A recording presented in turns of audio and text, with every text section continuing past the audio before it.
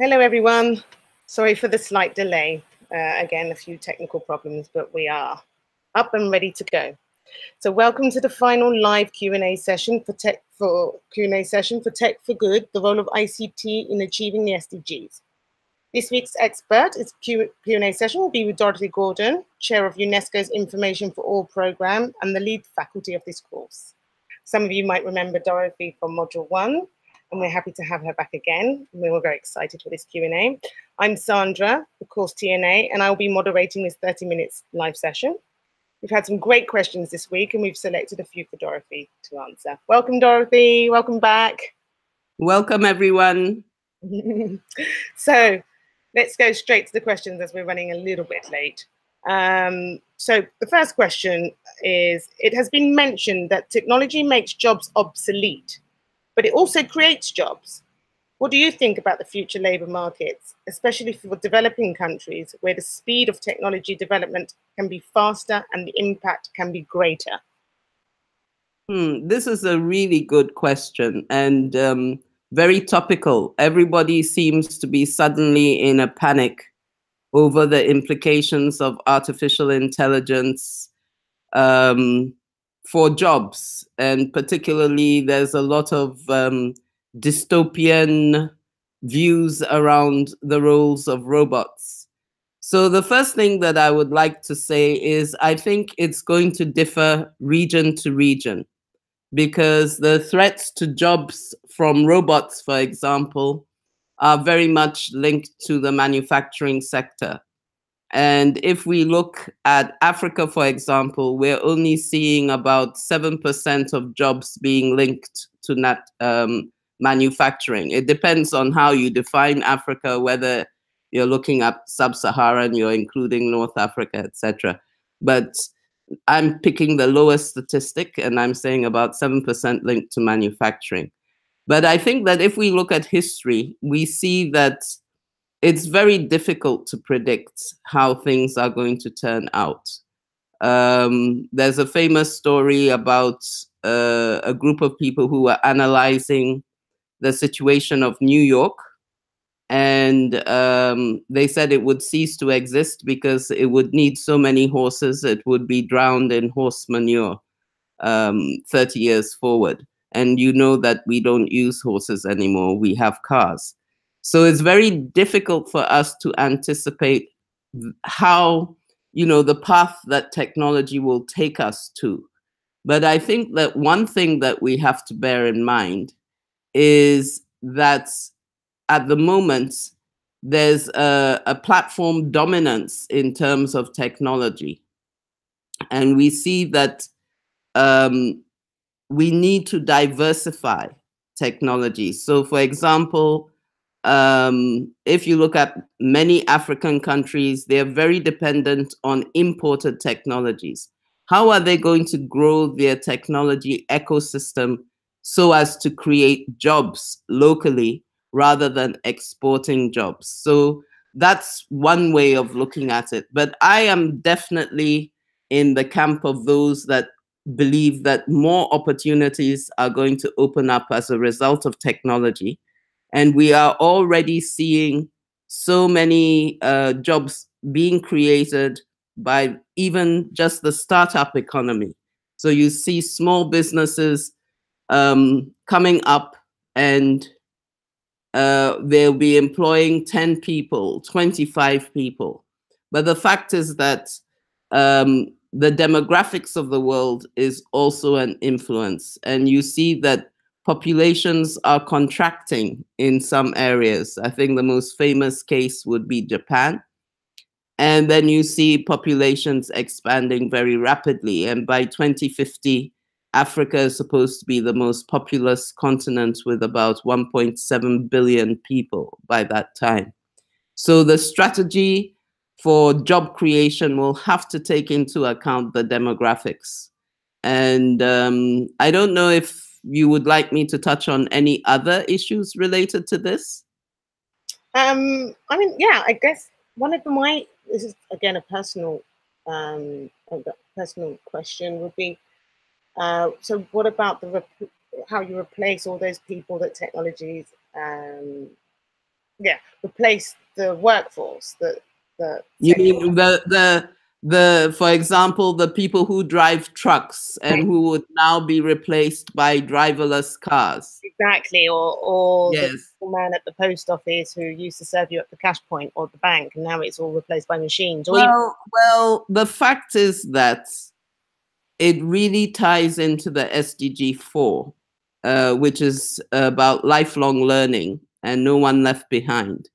And I do believe that we are going to have to take a fresh look at our educational systems. We're going to have a lot more blended learning, that is face to face, in addition to online learning, that will allow people to constantly retool and reskill through their careers. I don't think, I mean, even today, most of us are not in the field that we originally trained for. I did a survey of my own family and I couldn't find a single person who was not in the field of technology, even though we all started off from different places.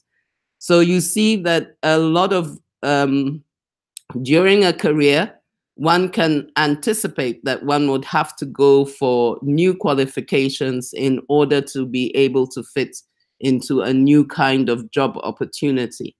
And that is going to be the way of the future.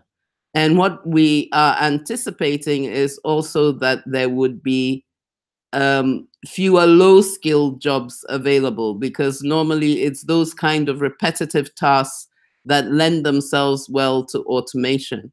But I was talking to one of the top AI engineers in the world yesterday, and he was saying that if we look at the current status, the intelligence of the robots that we're dealing with is really, he said it's like an otter, or it's like a 4-year-old child.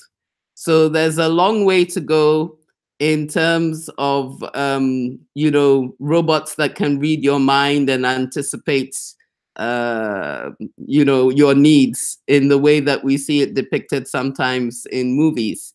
But at the same time, we have to be ready with our educational systems and make sure that it's possible for people to gain qualifications without staying in school for 4 years or 2 years or whatever it would take, and have short, well-tailored courses that give people skill sets that they need for the job market. Thank you, Dorothy. Yeah, it's really good to clear it up that we are not as Are you retooling, Sandra? Sorry? What's your next course you're going to do for your career? No, but I really like the fact that you cleared up, the idea that we have in our mind that it's so advanced and we're so, and it's also overwhelming and also scary. But actually, the reality is we're still learning, we're still developing, and the real big threat, there is no real big threat yet, only, positive things to learn from and to grow with. So that's really nice that you highlighted that. So the next question we have is, some high-income member states are interested in using technology to increase social protection and services to persons with disabilities. If they were to learn from other countries, which one would you recommend? This is a difficult question, because they haven't told me which kind of high-income country we are talking about, because we have so-called high-income developing countries as well as high-income developed countries. So I'm going to assume that it's a high-income developing country. And when it comes to developing countries, there's a lot of variation.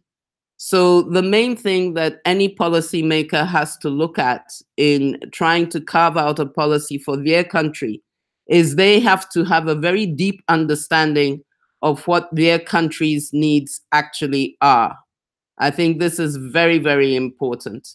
So you can't pick up a solution from another country and say that you are going to adopt it wholesale. It rarely would work, because you would rarely have that coincidence of parameters that you could take from any given country to another given country. So the most important thing is to analyze your context and really understand what elements you could pick up from another country. So that being said, the other thing that we have to take into account is language. And you'll see that we still have this dominance of English language when it comes to many solutions. So you'll have to check. If it comes to assistive technologies for people living with disability, a lot of it relies, for example, if somebody has a visual impairment, they would need to be able to hear in their language what's happening on their screen, or to get instructions in their own language. So do the speech engines exist for the language of that country? Or will some fundamental work have to be done to make sure that things are available in the language that the people are comfortable with? That being said, personally, I'm very fond of what's been going on in Brazil. I try and follow it closely because there's some excellent companies in Brazil like F123 that have used open source technologies to develop their assistive technologies. And when we come to assistive technologies, it's not only for the visual impaired. Let me say that we also have, for those who have cognitive impairments, there are also tools. And then we have tools for people who cannot actually move a mouse because they have they have difficulties in terms of movement. And for all of these, I found that Brazil has got interesting solutions. And in very many cases, the solutions are built on open source technologies that would mean that this hypothetical high-income country could look at how that technology was developed, then adapt it for their own means. And then, of course, we also have the WHO initiative, GATES, which brings together the community of people that is working on assistive technologies. And I think that it would be important for this country to join in with the GATES, understand what is the full range of assistive technologies that is out there today, and figure out one that makes sense for their demographic. For example, if they had a very large number of older people, they would be putting more emphasis on different assistive technologies than if the bulk of their population was under 5. So I hope that's been clear. Thank you, Dorothy. That was really nicely answered. And the next question actually leads, well, it's kind of connected, I would say. And this person says, is inequality an unavoidable outcome of the advancement of technology? Well, what can you say? Inevitable, I would not say that. I think that it's something that we have to work on daily to ensure that we are not increasing the gap as a result of the use of technology. And that, for example, is one of the reasons for the Information for All program at UNESCO, to make sure that we are looking at these issues. We've identified the key issues, for example, access, multilingualism, information preservation, information literacy, all of these dimensions that can help us track. And if we monitor carefully and we put in the right programs, make sure that we are not actually creating a greater inequality. So I don't think that it's inevitable, but it is definitely something that we have to look at very carefully to make sure that this is not happening. And we see that there are key factors such as income that can affect this. There's age that can affect this, gender that can affect this. And with the ownership of much of the technology that is used today being in the hands of relatively few companies, we really have to work to diversify this pool of, within the technology ecosystem, so that we can have a broader range of countries participating with more people in control of the technology so that the technologies are designed better for the needs of various countries. You know, just as I was saying for the previous question, you can't pick a technology wholesale and make it work perfectly in a different context. You're always going to have to do some level of adaptation. Thank you. Yeah, I guess it's not one shoe fits all. No, every scenario would be different, and there'll always be room for maneuver and tailoring. No, but well, yeah. Yeah. Continue, please. Hello. Yes. Sorry. Yeah, that was just me rounding off what you were saying. Yeah, I agree that they're not one glove fits all when it comes to these kind of things. No? Well, definitely, and we've seen that there's all kinds of different hidden unintended consequences. And I always like to quote Safiya Noble, whose book on the algorithms of oppression was so influential to show how algorithms, without deliberate intention, can actually reinforce some of the existing prejudices we see in society. You know, if you Google women, which kind of images will you get? If you Google success and you get a bunch of images which reflects a particular race and a particular gender, you know, even for assistive technologies, it's quite interesting because now we have the technology that will interpret the image, but even how it does that will be influenced by who is giving it the data to learn from. So there's a lot of potential unintended consequences with technology. We have to keep our eyes out and be vigilant. And those of us who see that there's a bias, we alert the creators to the bias. Brilliant. Excellent. Actually, the following question has some kind of connection to what you've just saying here. It's, during the last 30 years, the internet has expanded to the masses and connected various smart devices, computers, mobile phones, IoTs. However, our data structures are still based on the logic of client-server technologies, where data is stored centrally or on a central computer and retrieved from other computers. How does concentration of control of data in monopolies hinder sustainable development in terms of both social equity and economic development? Well, it looks like the way the question is phrased, they have answered it in a way. Because, yeah, obviously this is not optimal. But then we see that the changes are happening quite fast.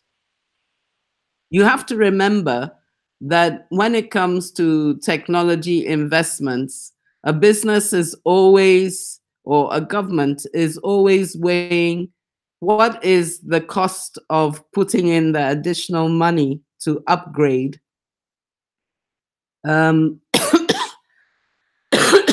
versus postponing that investment. And so this is what you see happening. You'll have to excuse me a minute, Sandra. Can we break it off?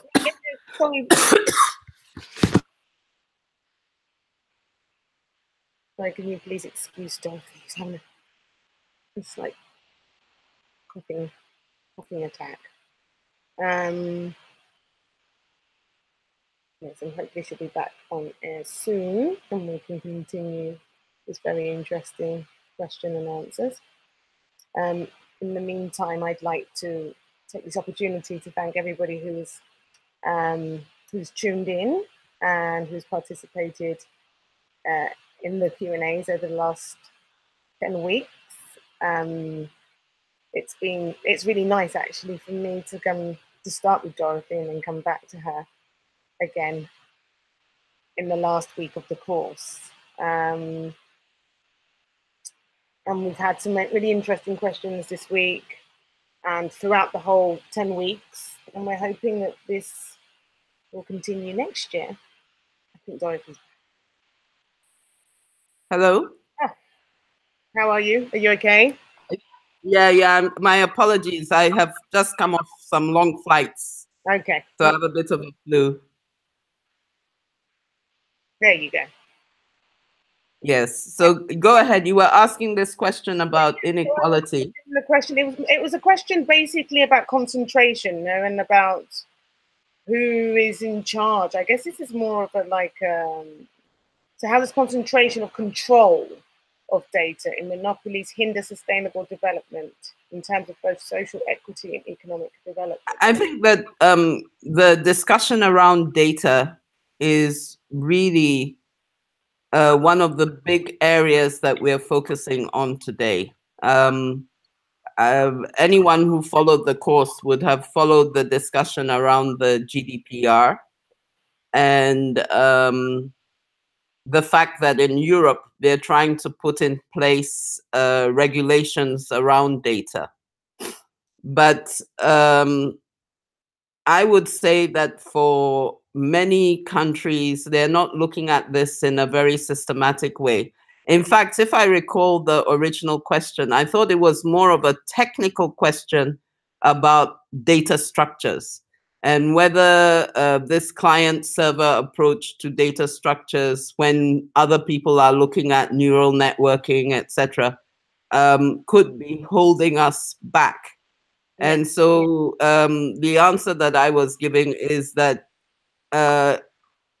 you know, people take decisions on which technologies to use based on what they think they can afford, basically at a given time, and what would be for them the value addition of investing in the more futuristic technology. And so that's not going to change. But we can see that the path is going to the new approaches. There's nothing we can do to avoid that.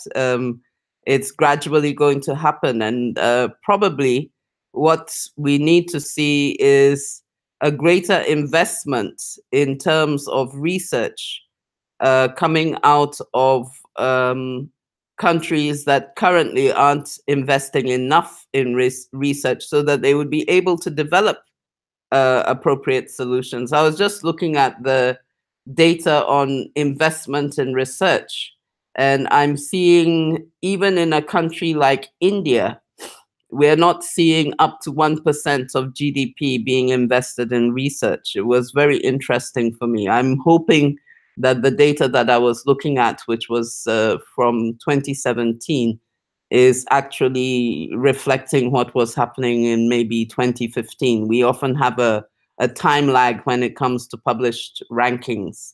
They look at information from some years back. So I'm hoping that if we look at India today, we would see that there's far more investment in research. But I know that for sub-Saharan Africa, it's a very low figure. And Latin America, it's been growing, but it's still a low figure. And then if you look at the OECD overall, you'll see it's about 2.5%. So there's a lot of research that needs to be done, better understanding of how optimal technologies can be rolled out at a lower cost, because right now it's cost. And I should have mentioned that in relation to the question on assistive technologies as well. Assistive technologies tend to be very expensive, and we have to figure out who's paying for that. Is that the state? Is it the individual? And definitely for a high-income country, I guess it would have been the individual, or should it have been the state? You know, I throw that back to the students to think about it. That's great.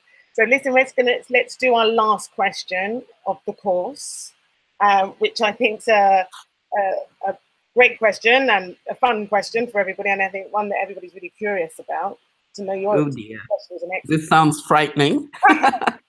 So, is cryptocurrency a great innovation?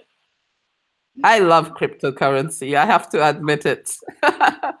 I think that yes, I think that cryptocurrency is a great invention, but if we look into cryptocurrency, we'll see that there are a lot of inventions that contribute to cryptocurrency. And I was just reading, I haven't double checked, but I saw that Sweden launched a cryptocurrency yesterday. But I have to go into it in a bit more depth to find out if that's true and what they want to do with it. The article I was reading was kind of like it will replace the euro, you know, so we don't know if it will go there. I think that the future is going to be definitely cryptocurrencies. We're going to have to figure a way of managing them so that they don't have these huge peaks and troughs that we've been seeing, for example, with Bitcoin. But people tend to forget that we have many different cryptocurrency offerings, Right. and many of them are far more stable. I can say that for a developing country like Ghana, people have actually embraced Bitcoin, and they've been using Bitcoin and other cryptocurrencies to allow them to make payments abroad, which is sometimes difficult. We can receive cash transfers in, but somebody who wants to pay their school fees abroad would previously have to have taken cash, or if they didn't have bank accounts. And for many of our people, they don't have bank accounts. So I think that cryptocurrencies are a great invention. I really like the fact that the use of cryptocurrency has highlighted blockchain technologies. And we see that the blockchain now is being used as a way of giving people identity that they, whether or not they find themselves in a refugee type situation, they would still have a very clear identity that people could trace.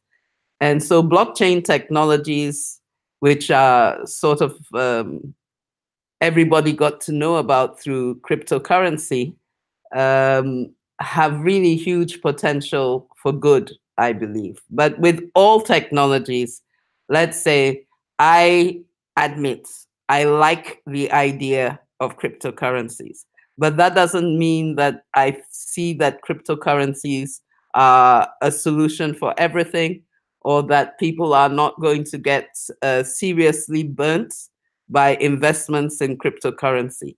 The one thing I should say also that I have seen is mining of cryptocurrencies also is very, it consumes at the moment high amounts of energy. And so that's another drain on overall energy resources globally. So it's not, the cost of your electricity will determine whether or not you can become a cryptocurrency miner or not. It may not be profitable in certain geographies simply because the cost of power is just too high. So there are all sorts of considerations for any kind of technology. I have a bias. I like crypto, but that doesn't mean you have to like crypto. It just depends on your context. But let's say that I would find it really difficult to see a future without cryptocurrencies playing a larger and larger role. How exciting. Yes, it's quite exciting. But don't go out and buy any Bitcoin tomorrow. Encouraging you all to go out and buy crypto. That's not what we're promoting here. Yeah, no, not at all. I think you have to be careful about your investments. Always. I mean, we have seen, it's good to look at the trend analysis for the value of the coin. And also, now we have actually got brokerages with combinations of cryptocurrency that are on offer that they give to their clients to kind of buffer them against a sudden drop in value or a sudden hike. Yeah. I guess like with any investment, you always have to do your research and always have to go with what you feel and what you know. Yes, but you imagine how much we save using currencies that are not based on paper. And if you look at money supply today, you know, in economics, banking, we use M1, M2. I mean, there's all kinds of M's for the different kinds of money products we have on the market. And for very many of us, we hardly use any cash today in some economies. Everything is done via cards. Yeah. You know, so cash is definitely on the way out. Obsolete for sure. Yeah. Yes. Oh, Dorothy, It's just going the way of the cowrie, which used to be the currency in West Africa. Great. Thank you so much. I think we're going to come to the end now. So we're going to, this is a My apologies for my coughing fits. Sorry. Oh, I'm really sorry that you had to have that little coughing moment. But it was really, really nice to be reunited with you again after 10 weeks of this super course. I hope that the students have actually enjoyed the course. And I'm really hopeful that they will continue reading around the subject and staying on top of it, because we need more and more people to be able to think clearly around the policy issues. And so I see all the participants on this course as part of the new wave of informed policymakers. Definitely. And also, you know, we mustn't remember goals SDG 17, which talks about partnership, talks about we're all in this together. This is all of us need to be informed to be able to achieve the SDGs. We're talking policy makers, civil society, you know, all actors should play a role. So the learners are very important in us reaching the 2030 agenda for sustainable development, the goals set out in the 2030 agenda, I believe, no? Absolutely, Sandra. And I'm looking forward to hearing, as over the next months, what exciting things our students are doing. Definitely. And I'd like to wish everybody happy holidays and all the best. And, you know, the course ends on, well, actually the material is still available until the 30th of December. So you have until then to complete the course and download all the material. And in the meantime, have a wonderful holiday. You too, Dorothy. I hope you have a very, very, very happy holiday with your family. A relaxing holiday. And all the best for 2019, which should be very exciting for us all, I hope. Yes. Happy holidays to everyone. And don't stop reading around tech for development. Exactly. Tech for good. Let's keep doing it. This is just the beginning. Thank you so much, Dorothy. Take care. Goodbye. Bye. Bye-bye.